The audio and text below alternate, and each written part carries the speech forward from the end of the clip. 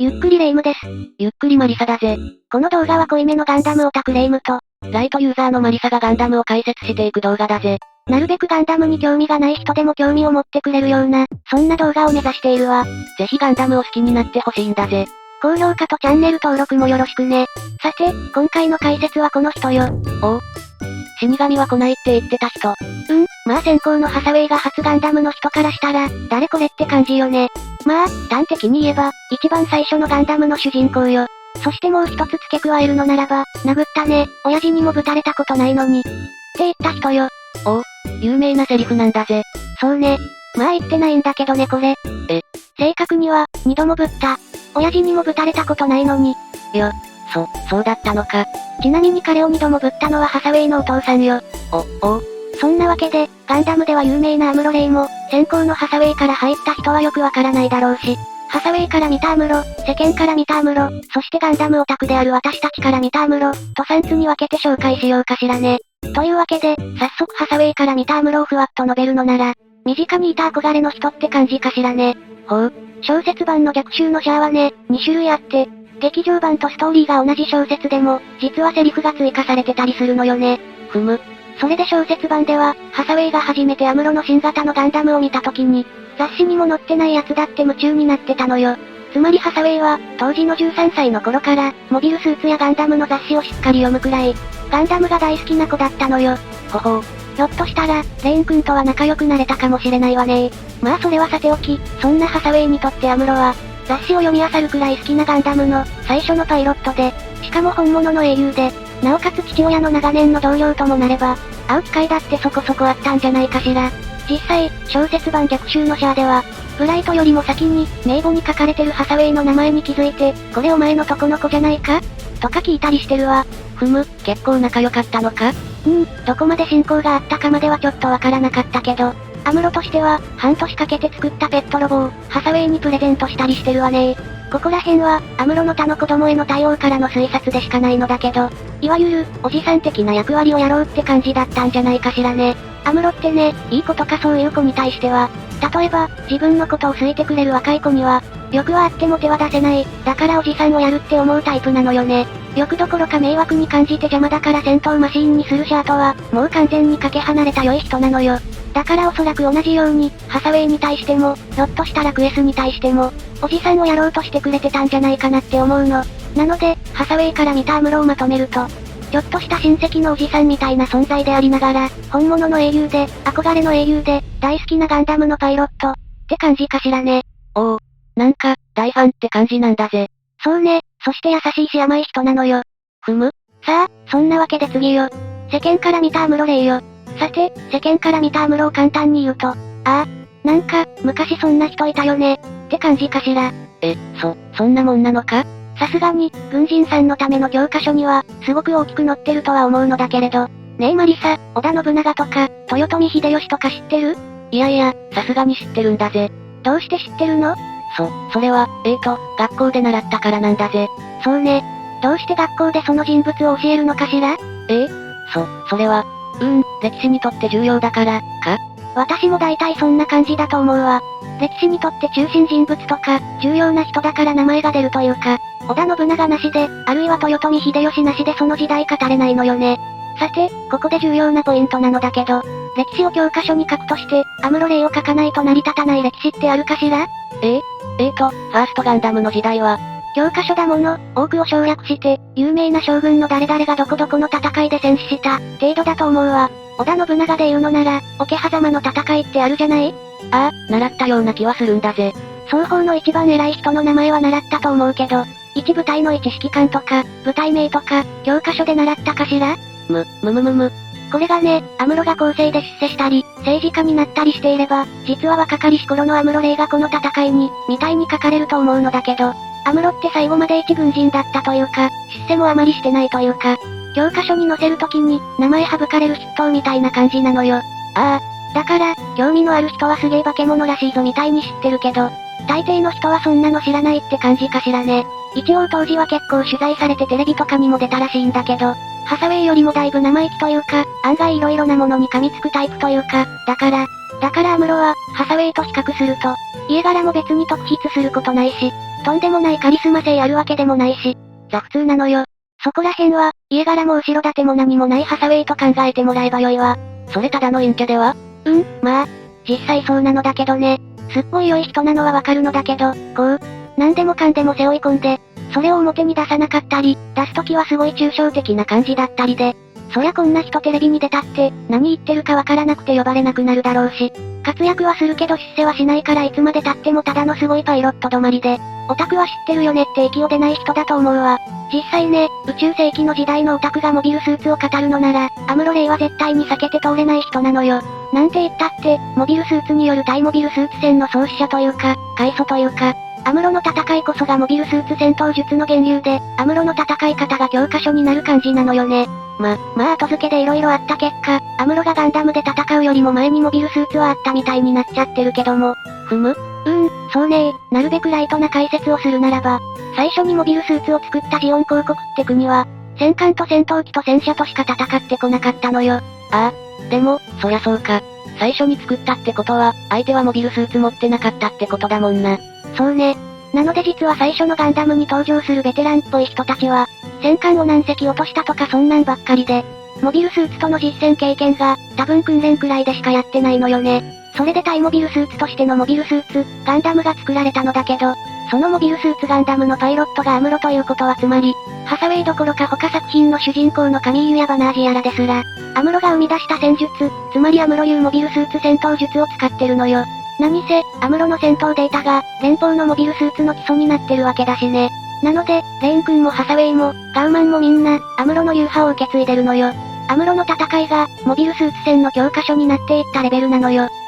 まあ、この辺漫画版だと設定麻薬になってるから、何がどう静止なのかとかこんがらがってわけわからないことになってるのだけども。まあそこら辺はガンダムならではよね。小説版、漫画版、映画版もろもろで設定どころか展開も違うのが多々あるシリーズなわけだし、それが許されている作品ってことで、大体そんな感じ。で覚えてよいと思うわ。あとついでに、アムロの知名度を無理やり日本人で例えるのなら、伊藤一等祭あたりかなと思ったりするのだけど、どうかしらね？どんな人なんだ？今の剣道のルーツ作った人らしいわ。私もね、これ漫画で知っただけだからなんとも言えないんだけど、でもまあ、だからこそアムロもそんな感じなのかなって思ったのよ。だから、まだハサウェイの時代ではアムロとかも、昔そんな人いたよね程度かもしれないけど、もう何十年かしたら、漫画に出てきたり美少女になったりして、知名度逆に上がるかもしれないわね。美少女。シャアがもっと神格化されれば、そのうちあのシャアを毎度ボコしてたやべえやつってことでだんだん知られていくんじゃないかしら？神格化か。一応、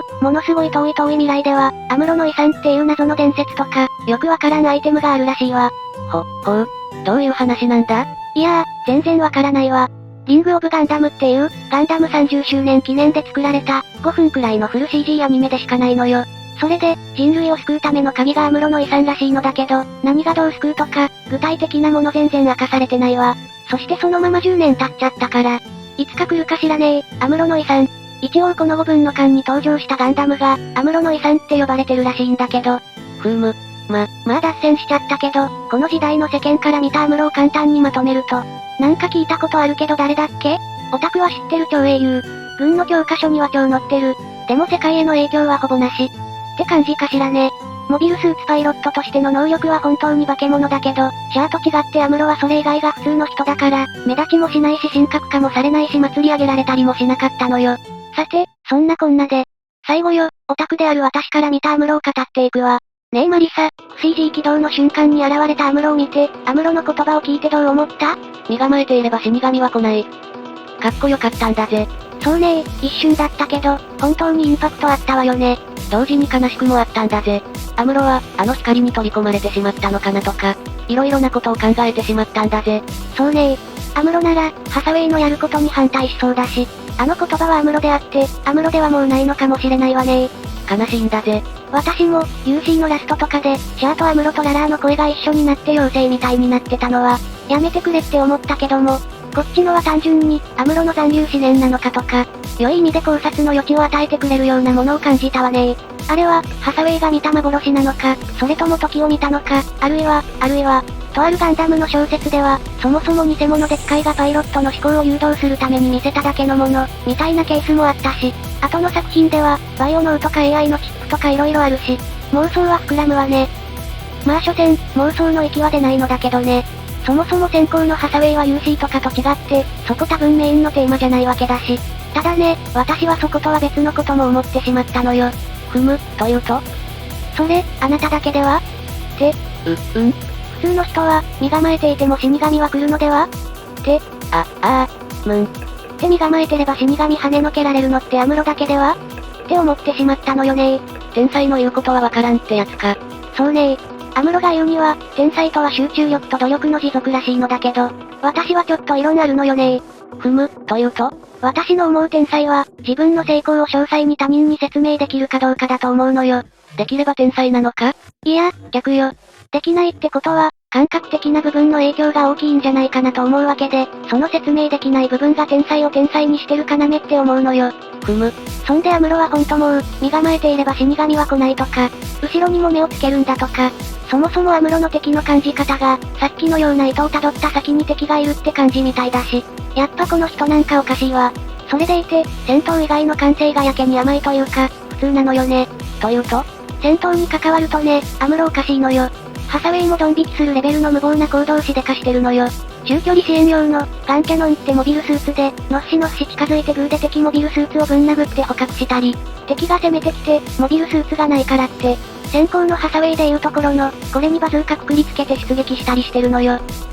そしてさすがに普通に負けたわ。アムロ。一応その時はブライトたちが援軍に駆けつけてくれたから助かったんだけど、ブライトたちに撃破される敵に同情して、自分がもっと強ければ彼らを救助することもできたとか、本気で思っちゃうのよね。どういうことなんだ？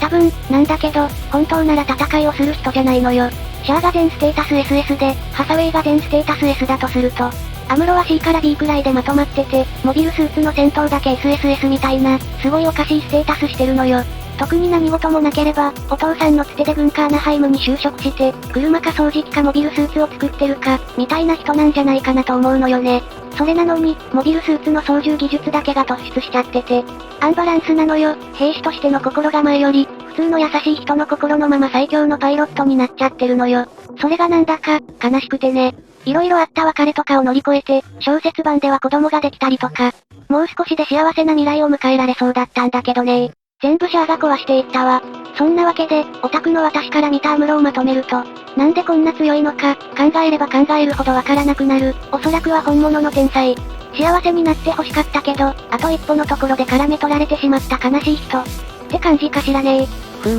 精神的な部分を含めたら、間違いなく兵士の才能はない人なんだけど、ただひたすらに操縦技術だけが突出してて、なんでこんな普通なのに強いんだの答えが出てこない人よね。強さの答えか。良くも悪くも、ニュータイプの悪評を広めてしまった人よね。みんな、あの世界の人々は、アムロの強さに理由を求めたのよ。そしてそれが、ニュータイプだから強いという理由を見出して、ニュータイプは化け物である前提で兵器利用とか色々したんだけど、その後に現れるニュータイプは思ってたほど強くなくて、結局、アムロはニュータイプだから強いんじゃなくて、化け物みたいに強いアムロがたまたまニュータイプと呼ばれる類の力も持ってたってだけだったのよね。そしてそれが不幸の始まりでもあるのだけど、まあその辺は、おいおいかしらね。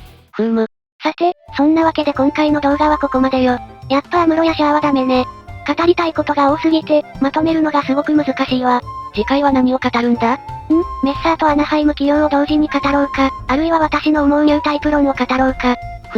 多分、メッサーとアナハイムかしらね。G ジェネ新作発表でもない限りは。新作といえば、ククルス・ドアンの島が映画化するらしいんだぜ。みたいねー、びっくりしたわ。それも、書き下ろしのシナリオらしいじゃない？それから、水星の魔女も気になるんだぜ。気になるわねー。ちょっと今までになかった感じのタイトルだから、特に。私これ最初、水星と書いて実は水の星、つまり地球のことではとか思っちゃったんだけど、よく見たら下に英語で from Mercury って書いてあるから、本当に惑星の方の水星なのよね。楽しみだわ。続報とかあったら、このチャンネルでも語っていきたいんだぜ。そうねー。ちなみにククルス・ドアンの島は、ファーストガンダムのテレビ版の話だから、先行のハサウェイから入った人にもぜひ見てほしいわね。ファーストガンダムも。そんなわけで、今回の動画はここまで。もしよければ、チャンネル登録とグッド評価ボタンを押してもらえると、とっても嬉しいわ。よろしくなんだぜ。では、ぜひまた見てね。またななんだぜ。